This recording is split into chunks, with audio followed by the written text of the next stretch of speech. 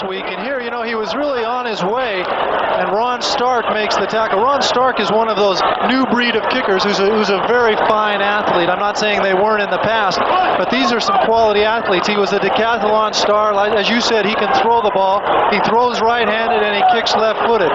He's a very versatile guy, and I kind of agree with you. I'm surprised that we haven't seen him try something during this game when they've needed to make a big play or a surprise play. There's a timeout on the playing field with 5 minutes and 27 seconds to play. The Miami Dolphins totally dominating here this afternoon. With Bob Chandler from a rain-soaked Memorial Stadium in Baltimore. 5:27 to play on this ball game. The Dolphins 21, Baltimore nothing. Nat Moore in motion. The give right up the middle. It is Tony Nathan. Ball pops loose. And I believe it was whistled down, and it was. So the Dolphins will retain possession. Up at Shea Stadium in New York, the New York Jets scored the first 21 points of the ball game, and then it was all Atlanta. Bartkowski, a couple of touchdown passes. Billy White Shoes Johnson, a 71-yard punt return. And then Mick Luckhurst, 2 field goals with 3 minutes 42 seconds to play and 1:48 remaining at Shea. And that has been the difference. Atlanta 27, the Jets 21. That game is history now in New York. 2nd and 6. Little trap play. Ball pops loose. And the Colts have got it.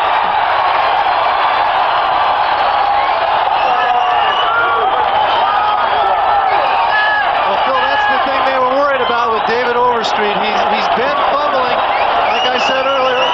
As I said earlier, Shula is trying to work him in to give him some confidence. He gets a clean handoff here. Here you see him going in.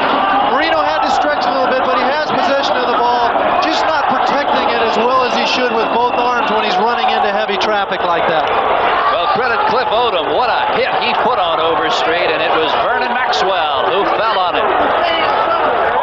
The first turnover by Miami today, and that is saying something when you consider we have had a driving downpour since opening kickoff. Play action, Pagel. And he underthrows Tim Sherwin. Incomplete, I believe. The ball did bounce, it did. 3 officials converge. That's just a matter of Pagel not being able to plant his feet and get the ball out there. He's been a little, if he hasn't thrown over on his misconnections today, he's been a little short on his passes, and that turf has a lot to do with it. You've got to take the time to set up and throw the ball. Bob, the Baltimore Colts, losing this one to the Dolphins, will have lost 2 of their last 3, all at home here. And now they head on the road next week to take on Philadelphia and then to Shea to meet the Jets. That has got to be a tough task if you can't win at home. How are you going to win on the road? Right over the top, Sherwin, the tight end, bounces off Blackwood. And Kozlowski right into the arms of Kerry Totolo. You know, as far as being on the road, Kush is kind of happy to get back on the road. He feels that the player, let's take a look at this pass here to Sherwin. They're doubling both outside receivers, which they've been doing this whole second half. Sherwin finds that open hole over the middle, makes a good catch with his hands on a very slippery ball, and picks up another 7 yards. First down, the ball at the 23, through the left side. Pick up a 3 or 4. McMillan again. Back to getting on the road. When Coach Kush said he's kind of happy to get back out on the road, he feels his players feel like they're under a little bit more pressure to perform well here, and thinks they may even play better when they're on the road. Dickey comes out. That's Alvin Moore checking in, so it'll be Moore and McMillan. There is Frank Kush. On 2nd down and 7, Pagel plants. Now unloads. That is Butler.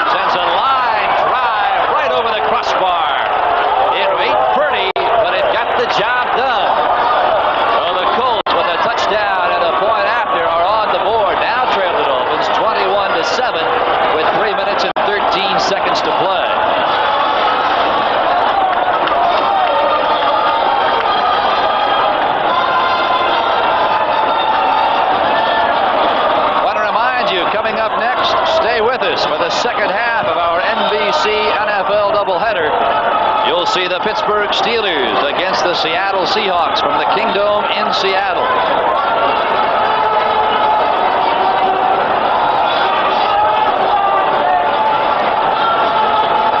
Touchdown play to Butler. Pagel got good protection. He was able to stand in the pocket. You see him plant his feet there. Gerald Small makes a decision to go for the interception and comes up short.